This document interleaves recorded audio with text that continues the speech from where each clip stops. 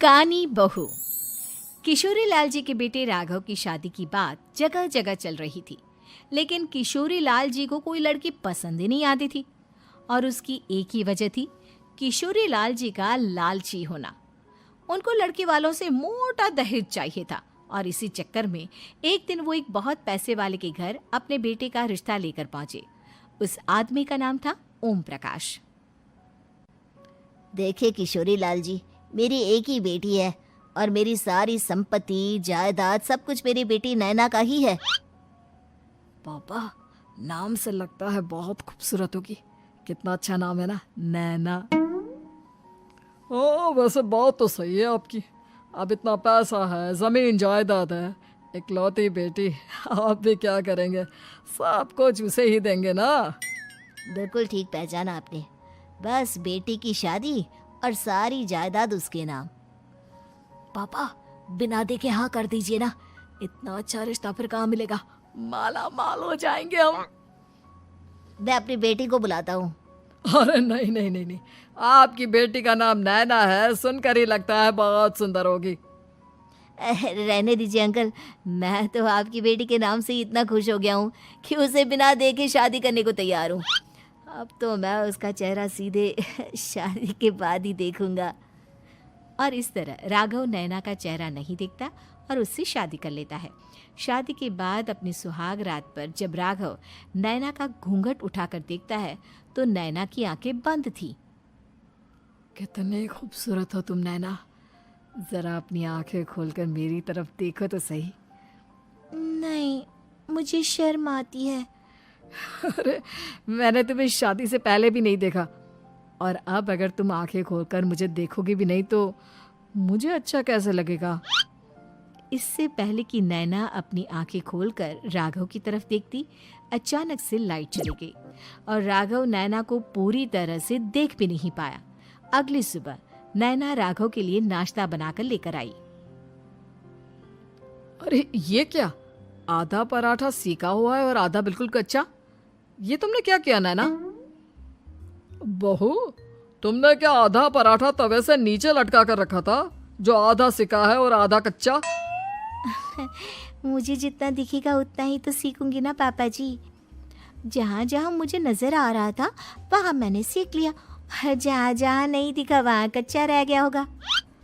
इसका क्या मतलब है? ये कैसा मजाक कर रही है तुम? अरे बहू, तुमने इतना लंबा घूंघट क्यों लगाया हुआ है? देखो, हमारे घर में बहुओं को बेटी की तरह रखा जाता है, और फिर तुम तो इतना सारा माल लेकर आई हो।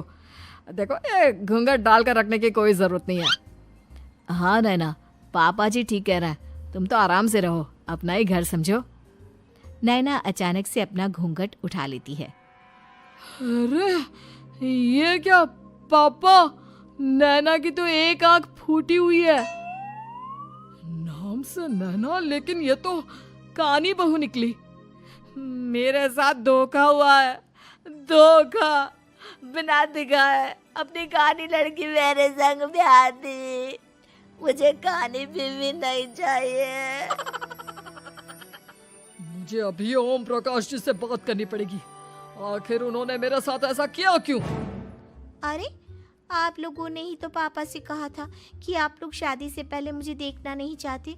अब मेरे पापा पर क्यों इल्जाम लगा रहे हैं? अरे लेकिन उन्हें बताना तो चाहिए था ना कि तुम कानी हो, एक आंख से तुम्हें दिखाई नहीं देता। किशोरी लाल और राघव नाराज होकर ओम प्रकाश को अपने घर बुलाते हैं। पापा जी, ये आपने क्या किया? शादी से पहले बताया क्यों नहीं कि नैना की आंखों में परेशानी है? अरे, आप ही ने तो लड़की देखने से मना कर दिया था। अरे लेकिन आप बता तो सकते थे। आपको तो हमारी बेटी की प्रॉपर्टी चाहिए थी, वो भी पूरी की पूरी। अब क्या हुआ अगर उसे आधा दिखाई देता है? प्रॉपर्टी तो आपको पूरी मिल गई ना। अरे ये क्या बात हुई? मेरी शादी प्रॉपर्टी से नहीं, आपकी बेटी से हुई है।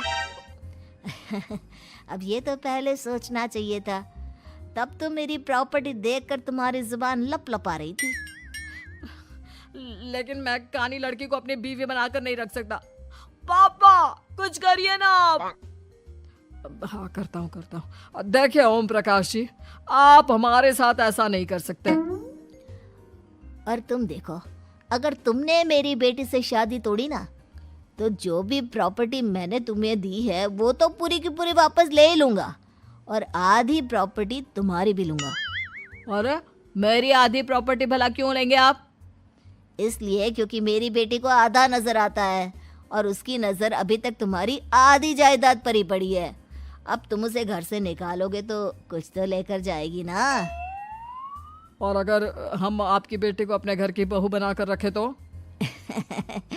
तो तुम्हारी पूरी प्रॉपर्टी तुम्हारी ही रहेगी, और जो मैंने तुम्हें दिया है ना, उसमें से बस मैं आधा लेकर जाऊंगा।